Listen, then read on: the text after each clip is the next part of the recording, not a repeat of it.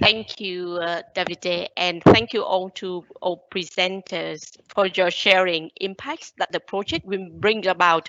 And it moved from the innovative adaptation of the theater um, concept into language training on training to the CPD for teachers and for grade 6, in particular in the remote area in Vietnam, to the virtual community of practice building on the power of technology. It's so exciting to see the discussion continue. So it's now take me to the next section when we will have another interactive panel discussions on an emerging issue for us all, the embracing digital innovation in the post-COVID world. So joining us to the panel today, we have Dr. Nguyễn Thị Mai Hiễu, Director of the National Foreign Language Project, Dr. Nguyễn Văn Long, Vice Rector, University of Foreign Language Studies, the Da Nang University, Liana Hyde, Regional Program Lead for English and Digital for Girls Education, South Asia, British Council, Mr. Mark Henbury, English Language Training Sector Specialist, Department of International Trade, Miss Anh Phượng, teacher from Phú Thọ province, and of course, our lovely Davide Gilmartin as a moderator. So please continue to raise your questions to the panelists through the chat box. Over to you, Davide. The floor is yours. Thanks very much, Vanang. And thanks for those brief introductions. To help to save us time, we're going to get straight into the panel discussion, but I'll just set a bit of context. I think, again, our guest speakers earlier this afternoon have already outlined some of the disruptive effect, the massively disruptive effect that COVID has had on education systems globally, including here in Vietnam. And as a number of speakers have mentioned, it's presented both challenges and opportunities. And here in today's panel discussion, we'd like to explore some of those themes with the help of our experts and practitioners from the UK and Vietnam, who've agreed to share their knowledge and expertise on a number of different themes. So all those themes come under the title, the all-embracing title there of Embracing Digital Learning in a Post-COVID World. So the four themes are teaching and learning and the impact that COVID has had on teaching and learning over the past 12 to 15 months. Equitable access and issues related to this in terms of digital and online provision. A further wider digital divide. Teacher development is the third of our themes, and how the move could benefit teacher development and CPD, assessment and testing, and the potential move to more online modes of assessment and testing. And so we're going to try and cover each of those themes in turn with the help of 2 or 3 of our panel experts and practitioners. So we've already received a wide range of questions, over 70 questions from our 200 registered attendees. So thanks for those. I've tried to theme those under our 4 themes. And in addition, obviously, continue adding your questions to the Q&A chat function, and my colleagues will try to feed those through to us, and we'll try to put those to the panel in real time if time permits. But without further ado, let's move to the first theme of teaching and learning. And for this, I'd like to turn first of all to a practicing teacher here in Vietnam, Ha An Phượng, who is a young teacher from Phu Tho province, just north of Hanoi. So Phượng, as a teacher here in Vietnam, let's start with you. So what, for you as a teacher, what have been the challenges that schools, teachers and students have been facing in English learning and teaching during and post-COVID? Could you share your thoughts on that first, please? Yeah. Hi everyone. As you know, technologies continues to advance and become more prevalent from a walks of life, and education is no exception. And I'm a teacher of English language from Hương Can High School, which is located in a mountainous area in Vietnam, where ethnic minority students have to face the challenges due to economical and geographical factors. As a teacher of English language, I've recognized the lack of English learning environment and student motivation in my area. During the COVID-19, most of my students had to stay at home to study with very poor internet connection quality. However, some of them had to go to the high hills or mountains to get the access to the internet easily to study. And some of my colleges got difficulty using technology in teaching. It's quite challenging, but finally we could all manage it. And yeah. Yeah, thanks very much for that, setting out some of the challenges for.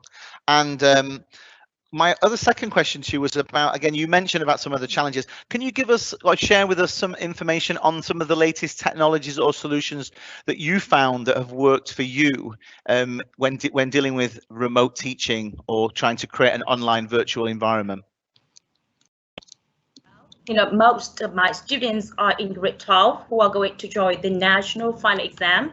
And, in Vietnam, the final national exam focuses on grammar, which is not interesting anymore for many students and me as well.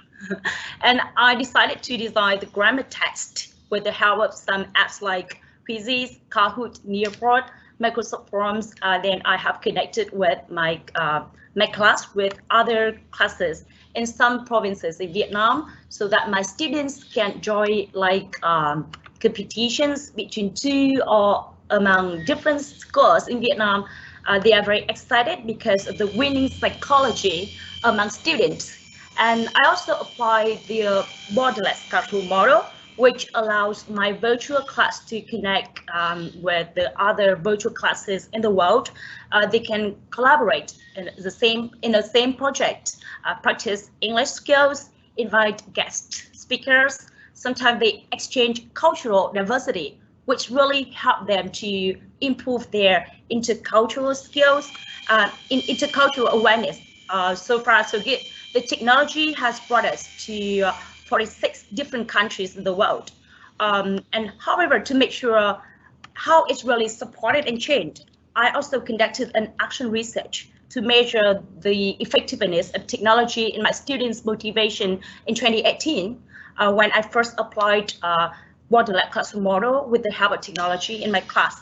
And the result really shocked to me that I've recognized that the students' extrinsic motivation can switch to intrinsic motivation. That very special point that I found for my students.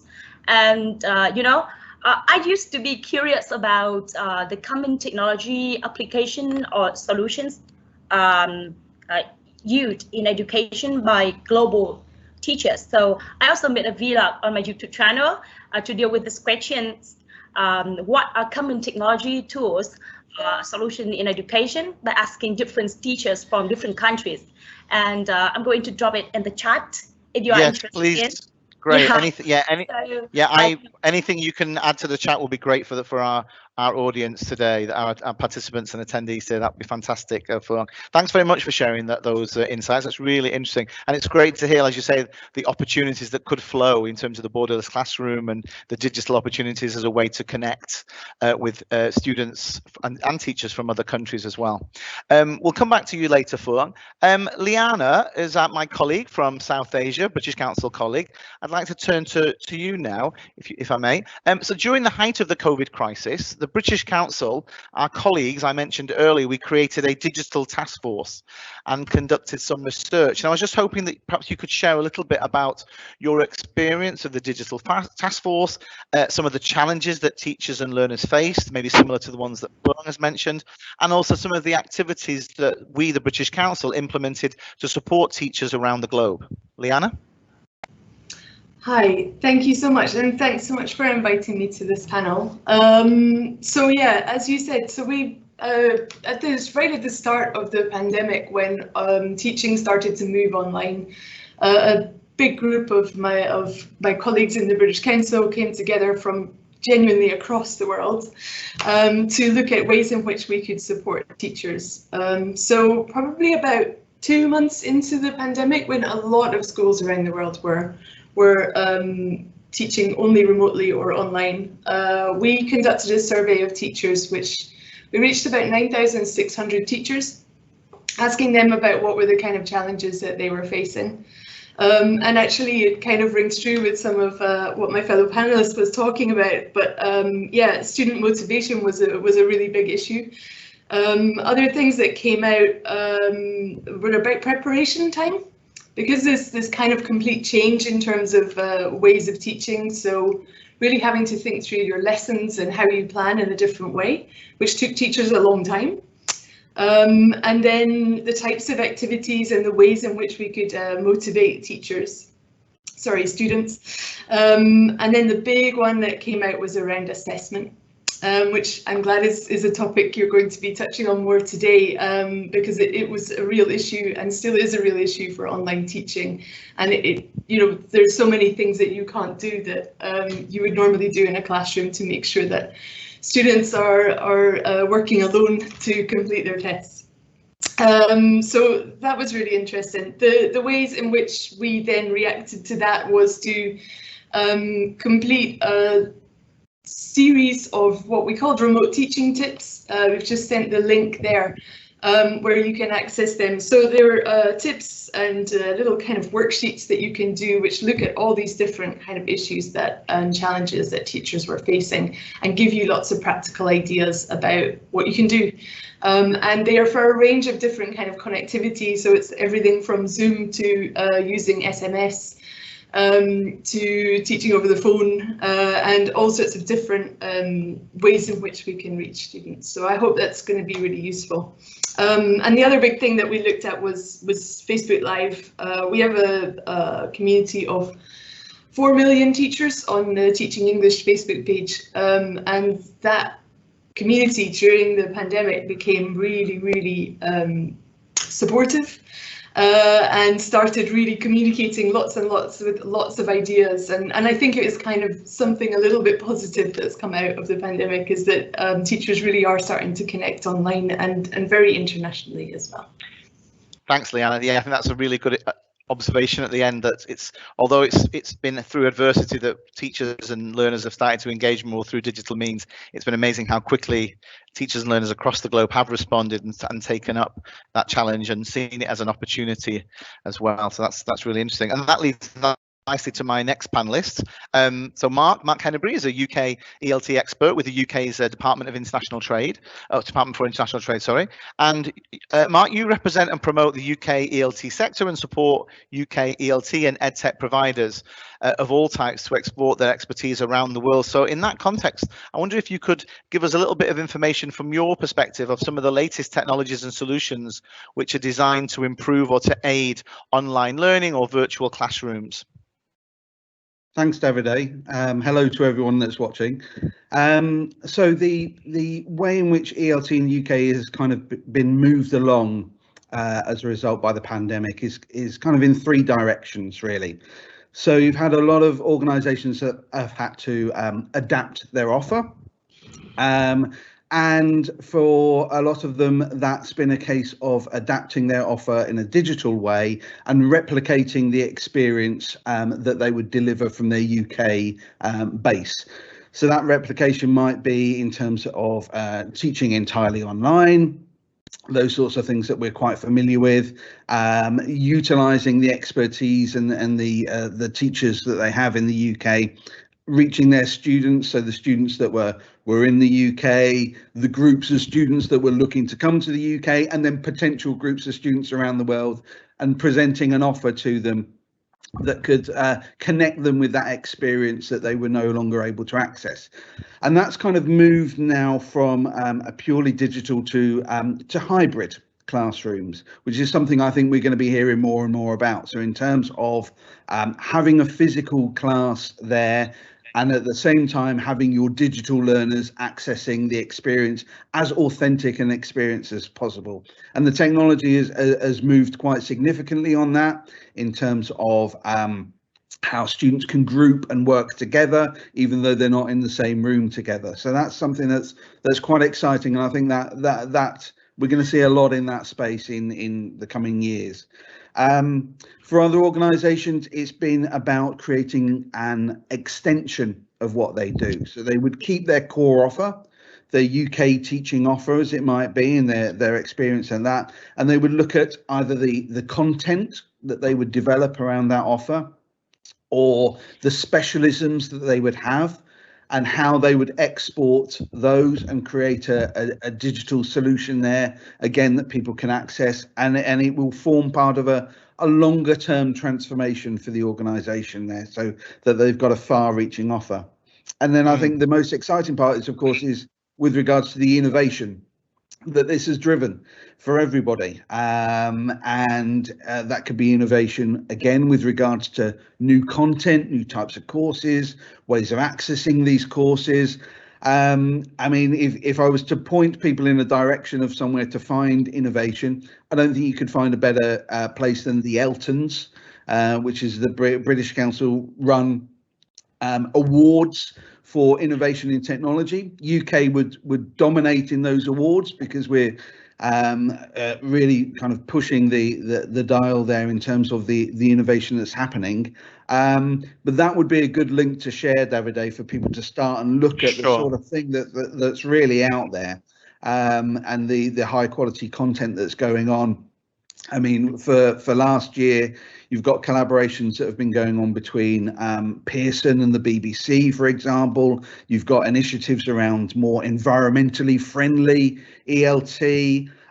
You've got a lot of great locally developed partnerships and content and sharing there. So there's a lot of really exciting things that are happening, and this momentum's not going to stop.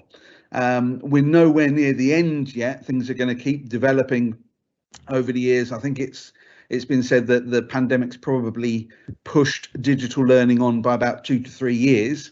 My argument would be that perhaps we were 2 to 3 years behind to start with. So we're getting to a point now where the teachers are embracing tools that are out there. They're learning to use these tools much more effectively, but we've still got a long way to go. There's still lots of exciting developments that are happening. Thanks, Mark. Thanks for that introduction. Yeah, and I think you're right about the. I think we can all agree about the acceleration of the pace of change on the technical side, in terms of the innovations, but also in the take up from teachers and learners themselves. And that's been really fascinating to observe over the last 12-15 months. Thanks very much. Let's move on now to the second of our themes. Just keep in mind on the time, which is regarding equitable access. And for this, I'd like to turn to NFLP Director, who you've already met this morning, Wynty Mai-Hugh. And Mai-Hugh, as the Director of NFLP, could you explain just very briefly what are some of the concerns that the Ministry of Education here and the National Foreign Languages Project have regarding ensuring equitable access to digital learning, and so that it doesn't exacerbate the digital divide, and how some of these challenges may be being addressed here in Vietnam? Thank you, Davide, for your briefing of the second topic of the panel discussion today. And let me briefly share with you the activities that the NFLP has been implementing in recent years relating to access to Vietnamese learners of English. And one of the measures that the NFLP has been implementing is to improve the infrastructure facility for technology into teaching English in Vietnam. And in the past years, these have been implemented by all the 63 provinces in Vietnam. And we at NFLP center level, we focused on the improving the teaching skills of applying technology into teaching English in Vietnam. We wish that the access to learning English will reach so many Vietnamese learners in Vietnam. And to reach one of the aim of the project is to the language, the general language proficiency, foreign languages in English proficiencies of the Vietnamese people, and take it as an advantage of the Vietnamese workforce to join the labor workforce of the regions. So firstly, we train the teachers applying the technology into teaching English, and secondly, we develop the infrastructure, and third, we developed the digital English learning materials. We have developed a platform for open resources of learning English.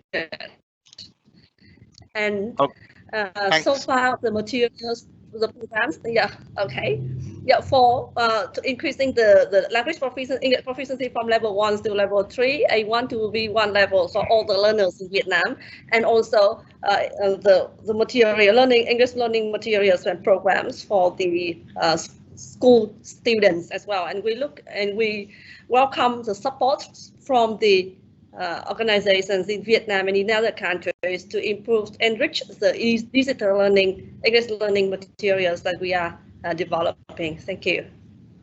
Thanks, Mai-Hu. Yeah, and it's great to see as well here how NFLP are taking on.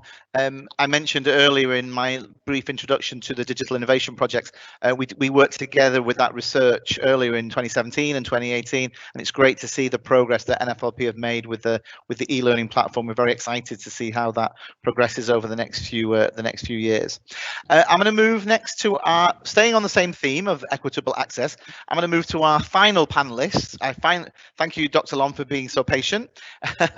Dr. Lom has published widely in the areas of educational technology and communication in foreign language learning and teaching, and particularly specializing in computer-assisted language learning. So it's great to have his insights. So Dr. Lom, from your experience, could you share perhaps a little bit about the ways in which some of the experiences that you've had with your universities in Da Nang, and also the level at which digital devices have been taken up by Vietnamese learning centers and by Vietnamese learners across the country?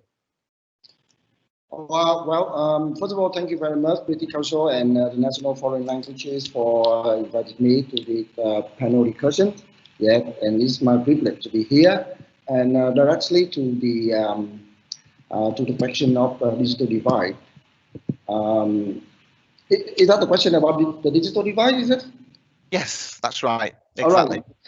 All right. I did the pictures and about the digital competence in Vietnam, and we can see that with the population of nearly 100, and for the mobile connections, we have 150 mobile connections. So it means that it's 1.5 compared to the population. And in terms of the internet penetration, Vietnam stood at 70%. It means that around 70 million people have the internet connections. But if you look at further, of the 100 million population in Vietnam, there are around 35% is urban, living in the urban. There still the difference in connection and internet user between the urban and the rural. But the gap, I think that the gap is increasing, getting smaller and smaller within the urban and rural. And the second divide is about the age. According to some statistics, and I think that it's like in many other countries, internet users mainly at the young generation between 20 and 40 years old. Maybe younger, and they are digital native, and people older than 40 or 45, they are digital immigrants, right? So I just highlight two things about the digital divide between the rural area and the urban area. The gap between the gap is getting narrower, and also the second thing about the age. But what I would like to highlight here is about the attitude and preference of use. Is more important than the divide, the digital divide. If you don't have it, you try it. People can try the very old computer, and they can use it in learning. And people who don't have anything, they have all digital around, but the attitudes and the preference is not right in them, so it's very difficult for them. So that I want to highlight. And here at our university, you know that Da Nang suffered from the third wave of COVID and pandemic last year. And the university turned into everything online immediately. And after a year, we evaluated we are successful with the very quick involvement of from the administration to the teachers, but there's still some of the shortcomings. But we find out that the shortcomings is not from the digital device, not from the technology itself. It's from other things. Like, for example, somebody here asked about how to manage the assessment effectively. So we have to change from the face-to-face in the classroom assessment to the online one. So okay, we have to change. Sorry, Lom, I'm going to interrupt you there. And later on in our fourth and final theme, we're going to come back to assessment. So I'm going to give you an opportunity later to talk a bit more about your experiences in terms of assessment and testing and moving from face-to-face, or not face-to-face, but paper-based to online assessment and testing. So we'll come back to that later. Thanks, Lom. Yeah, thank you. Because I see the question on the chat window. All right. That's okay. But it's great. It's great to have your insights as well and to learn that, yeah, there are still clear areas in terms of the digital divide, but hopefully you can see that those are changing, especially here in Vietnam, and the divide is being reduced somewhat, let's hope. Let's move now. I notice it's just turned 4:30, so we're out of time, but if it's okay with the panelists and also with our audience, I'd like to just continue for maybe 15 more minutes, okay, so that we've covered 2 of our themes and we can move to the final 2 of our themes. And on that point, I'd like to move back to Liana Hyde, and move to the 3rd theme on the subject of teacher development. And earlier, Liana, you mentioned that last year the British Council did some surveys to identify some of the needs of both teachers and teacher educators. So I wonder if you could share with us some of the ways in which teacher development can be done both remotely and, more importantly, effectively. Yes, I think good question. I think that there is a wealth of different ways in which you can approach teacher development. What we've seen over the last year is that obviously our programs, which previously had been all mostly face-to-face with some digital interaction, have completely changed around, and so it's been really interesting. So a few little insights from what we've learned over the last year in these large-scale teacher development programs that we work on. So I think really the big learning is, and I'm maybe repeating myself, but it's about community. Community is key, and finding ways to get teachers to join together and to support each other using online technology if we can't meet face to face. It's really the important thing, and finding the right platforms in which to do that is really key. And I think really heartening to see that in all of those projects that you were talking about, there was this real sense of community and how to build community amongst teachers, both within Vietnam and internationally. So ways in which we've seen this done effectively, teacher activity groups are something that we've used a lot in British Council programs. So these are small groups that meet together. It used to be a face-to-face thing. Now it's WhatsApp based generally in most of the contexts where we work, where teachers come together and have little activities that they do. They get some input from us. But what we're seeing is that these groups have become quite organic and are really supporting each other in teacher development and sharing and supporting each other. So that has been good. What we've also seen, there's a huge amount of resource out there on the internet in terms of courses and online delivery courses that you can take. But often we see that teachers find it difficult to relate the content to their teaching context. And so we've had a lot of success in terms of using things like MOOCs and massive open source online courses which are made in a kind of global way and are really good quality, and then coupling that with like small group interactions where people can really try and relate that to their context and think about how they can use it in their classrooms. And that for us has been really successful ways. I think overall, yeah, building community, using existing platforms, so using platforms that teachers already use, because we do see lots of issues with digital literacy. So really using those platforms, it's going to be easier for people to communicate with them and more natural and something that they're more used to doing. So yeah, in short. Thanks, Liana. Yeah, it's interesting to hear you talk about the sense of community, and as you mentioned, see that reflected in perhaps all three of the digital innovation projects that have been presented earlier today. And I also would like your mention as well about the global products, but perhaps with a more localized feel, and that is certainly something which we could look at. And on that point, I'd like to move over back to Mark Hennebury at DIT, and wonder whether you could share some of your experiences about examples. You've already mentioned the Eltons, and we've shared that in the chat for the audience. But I wonder if you could mention as well some more examples of UK digital or edtech innovations in the fields of teacher development, which you think could be applicable both here in Vietnam and perhaps in other countries in East Asia.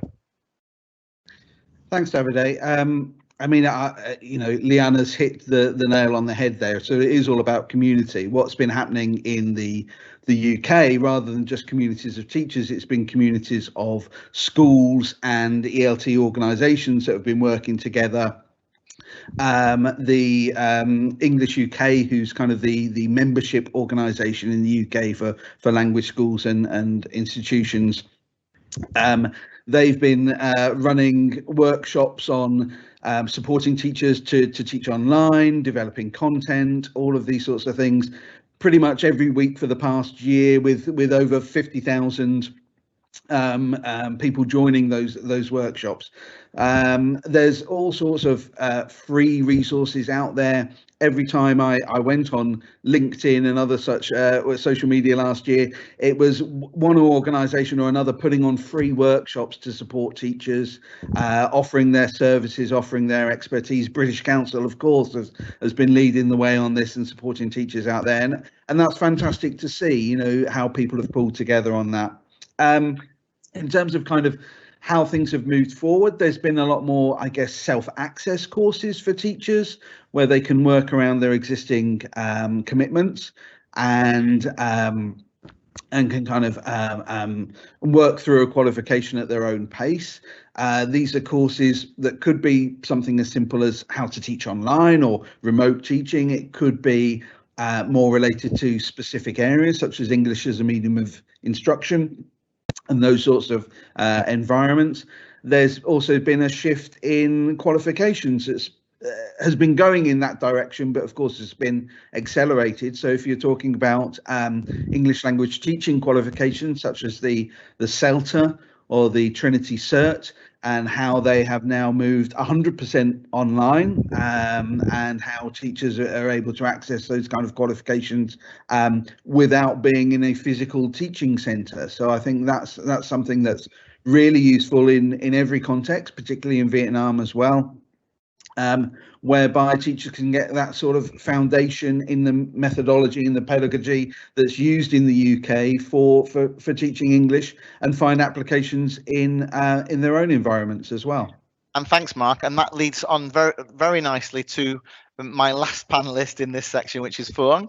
Let's return to Vietnam and let's turn to a teacher in Vietnam. So Phuong, what have been your personal experiences of using digital technologies or online applications, or some of the channels and some of the tools that Mark and Liana have mentioned to help you to develop yourself professionally as a teacher? What have you been using over the last 12, 15 months, or what are you using at the moment? Thanks for your nice questions. I get a big kick out of professional development activities, and I'm an avid member of several teachers communities. And there are varieties of professional development workshops or webinars day by day. Sometimes I'm a bit overwhelmed. However, the most important thing is practice, because practice makes perfect. And it doesn't matter how many workshops I have attended, kind of communities. I often consider whether it suits with my students, and how often and how long I can apply the things I learned to my class. And when I learned a new one, I often share with my colleagues, and then we have more motivation to apply and understand more about it. So thanks for and I totally agree with you about feeling overwhelmed. Yes. I think that's certainly something that many of us teachers and teacher educators could feel over the last 12-15 months, being bombarded with so many digital avenues and applications. That is quite overwhelming for teachers. But as you say, as Mark and Liana mentioned, that point of community and the idea of sharing amongst teachers, sharing with our colleagues, but then also sharing in our learning practices. I think that's really, really important. So it's great to hear you talk about that. Thanks, Phuong. Now we're going to move to our final theme today, which is looking at assessment and testing. A number of people have mentioned that throughout today. So I'm going to return to Mai Hugh first of all. If she could give us an overview from her experience as the director of NFLP about the shift from paper-based to online testing and assessment. Mai Hugh, if you could give us a brief introduction first before we go to our last two panelists. Yeah, thank you, David. Relating assessment and testing in foreign languages teaching in Vietnam, within the framework of the National Foreign Language Project, we have encouraged the application of formative assessment in teaching foreign languages in Vietnam. It's a new foreign languages curriculum for general education and also for higher education as well. And a lot of a number of activities have been implemented to improve the capacity of the English teachers, foreign languages teachers in Vietnam in applying new methods of assessment, new tools, new methods of assessment into foreign languages, and relating the chance for the chance shift from paper-based assessment into online assessment. You can refer to a new circular of the Ministry of Education and Training in teaching online, and that is the circular number 9, issued in March this year.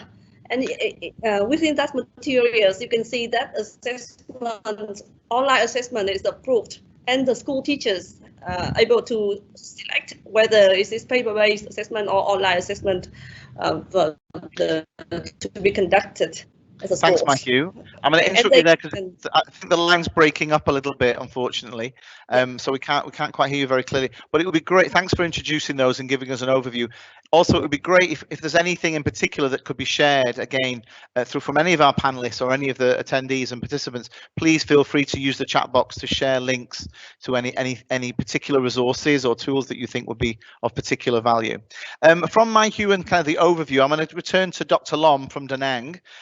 Again, you mentioned before about some of the work that you and your colleagues have done in Da Nang and some of the issues you've had to confront surrounding assessment and testing during the pandemic since last year. So it would be great if you could share a little bit more about your experiences about that and about how technology has assisted or could support teachers in the delivery of online language testing to students. Dr. Lom? Well, thank you very much. As I mentioned before, we have 1 year switching from offline teaching and assessment to online. And I have mentioned that the process considered successful, but of course, we confronted several challenges, and one of that is about the assessments.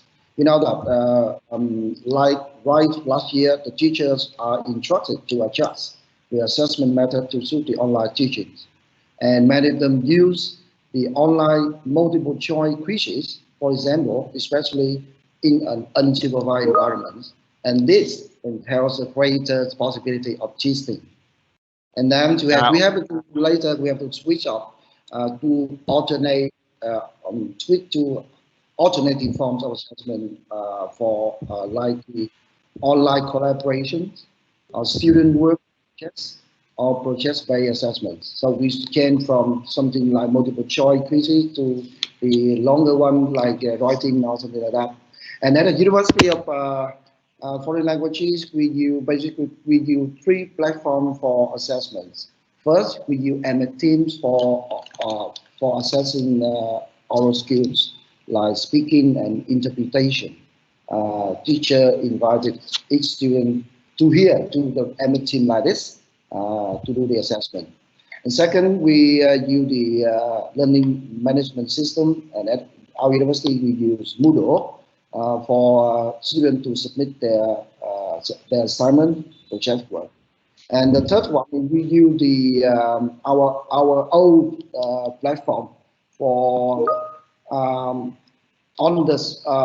on-time assessments. Mean that students can stay at home, and at a certain time, teachers hold the questions with the open book questions, and within 45 minutes or 1 hour, students have to finish their work and submit their work during the time required. So Long, so that's kind of like assessments in kind of monitored and e-moderated in real time. Is that what you're saying? Yep. Okay. So again, to try to avoid or the issue of potential cheating. Okay. Thanks, Lom. I think you've seemed to have frozen there, unfortunately. Okay, let's move. So I'm going to ask the same question to Mark Hennery from DIT. Again, from the UK experience. Again, if you just share perhaps very briefly how technology can assist and any developments that or innovations that you're aware of in the area of online assessment and testing to build on the points that Mike Hugh and Dr. Lom have already mentioned. Thanks, David. I mean, this is the area for me. If I was going to make a prediction of where we're going to see the greatest development in terms of technology, it's going to be around assessment, particularly with the use of artificial intelligence, whether that is in terms of designing the tests themselves, formulating the questions based upon the student's own learning experience, whether that is in terms of marking the tests and saving teachers time and supporting teachers in the classroom and making life easier for them, and we all welcome that, or whether that is in terms of online proctoring and enabling secure testing in terms of detecting irregularities, students maintaining eye contact with the tests, checking that they're, that it is the right student that's taking the test on that particular day. So all of these things in terms of the security, the making things easier for testing, adapting the testing specific to the students, that's where we're going to see the greatest developments, I think. In terms of what's been happening in the UK, back in March 2020, when the pandemic sort of really took hold in the UK and we went into lockdown, that was around about the same time when we had a lot of changes with regards to the secure English language testing in the UK. IELTS remained a test that would be used for secure visa purposes in the UK, and we had new tests added. We had the Pearson test of English, we had the language cert test as well, and this kind of explosion of interest in different tests.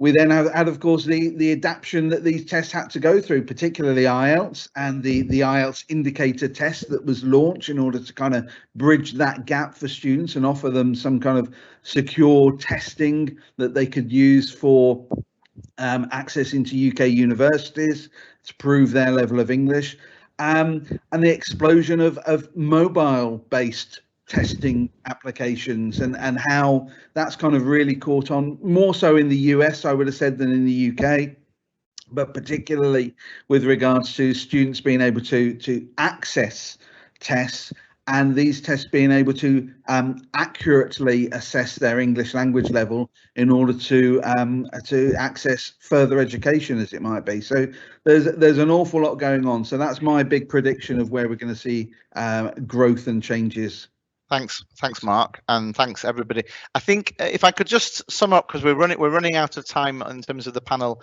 discussion, but we've covered all 4 themes. So I think, Mark, if I could sum up, your prediction seems to be watch this space, or keep watching this space in terms of assessment, and again addressing some of the challenges that perhaps Hugh and Dr. Lom mentioned earlier. And I'd like to use the same method to summarize the other 3 themes as well, if I may, just very briefly. So our first theme we looked at this morning was in the theme of teaching and learning.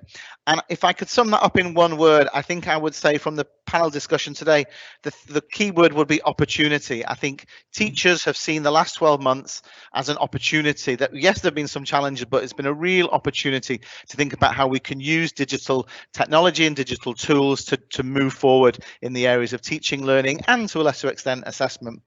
When we move to equitable access, having listened to Hugh and Dr. Lom, it seems that there's still 2 words: the digital divide exists, but it seems to be being narrowed or lessened. There seems to be positive movement in that area. And then in the third area of teacher development, the key word there seems to be, I think as mentioned by Liana and Mark, is very much about community and using online tools and digital devices to create more communities, more spaces where teachers like Phuong can feel able to share what they're learning with each other, with their teachers, with their colleagues, and with their learners as well. So those would be my key words from this afternoon's panel discussion: opportunity in the field of teaching and learning, bridging the digital divide in terms of equitable access, community as a way forward with teacher development, and in terms of assessment and testing, as Mark said, watch this space or keep watching this space. And with that, thanks everyone. Thanks very much to all my panelists, all 5 that hopefully you can see on the screen there. And thanks to Mark Henneberry from DIT, my colleague Liana Hyde from British Council, to Dr. Mai Hugh from the NFLP, to Dr. Lom from Da Nang, and of course teacher Phuong, who we should note, I didn't mention earlier, but I really must mention at the end, Phuong is one of the top 10 teachers in the world. So we're very proud to have Phuong here, who was recognised in 2020 as one of the top 10 finalists for the Global Teacher Prize by UNESCO and the Varkey Foundation, and that says a lot about teachers here in Vietnam. And with that, I hand over to Vanang. My pleasure. Thank you, Davide. Just, you know that I'm so immense with what you have been saying, and it seemed like our proposed 30 minutes is not enough, and we have prolonged this conversation so long. So no worries, there will be an opportunity for us to come back to this topic and also talking with each other through the virtual platform. So now it's also bring me to the close of the event today, and I would like to invite Donna McGowan to have a few words of the very first event of our new and exciting partnership with NetMP. Over to you, Donna.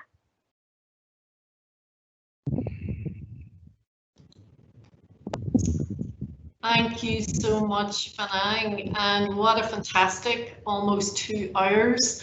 I'm casting my mind back to last September's excellent ELT mission with DIT, English UK, MOET, NFLP, and with many diverse UK and Vietnamese partners when we first shared the idea of the Digital Learning Innovation Fund, and which led to the innovative partnerships that have been shared here today. And it's so encouraging to see how far we've come, and it's very exciting to be part of where we're hoping to go, and all with more UK and Vietnamese partners, and potentially with partners from across the region. And crucially, keeping in mind that all of this contributes to widening the knowledge and use of the English language around the world, empowering people to access global opportunities and connections, whatever the context. And so for us in Vietnam, it's about our future engagement with the NFLP and bringing together UK and Vietnamese ELT organisations to collaborate on mutually beneficial partnerships with a specific focus on research and insight, capacity building, and continuous professional development, and of course, assessment, curriculum, and resources. So there's much more to come, and all of this with UK and Vietnamese partners. There's been quite a few PowerPoints, and all of those from today will be shared with everybody who participated, and a summary too of today's discussion. And we're really looking forward to more types of online and digital events like this in the future. So it just remains for me to say an enormous thank you to everyone who has contributed today, including our behind the scenes crack tech team. So from the summaries of the 3 fascinating projects by the project partners, and there's already so much to share, which extends way beyond their 5-minute summary. And sincere thanks to our panelists for sharing their advice and insights as we continue to embrace digital as part of the teaching and learning experience. And of course, our thanks to Dr. Hung, Sir Steve, and to my Hugh. And finally, on behalf of the British Council, our sincere thanks to everyone who has joined this session today. We hope that you've been as inspired and are as excited as we are about the next stages. Thank you very much. Thank you so much, Donna, for your closing word. And it also allowed me to bring to the close of the event today. And as I said before, it's only a start of our exciting journey on working closely with NFNP in helping to bring closer UK and Vietnam ELT sector together to embracing the digital learning in a post-COVID world. So thank you so much to the presenter, and thank you to the participant. Goodbye and hope to see you very soon.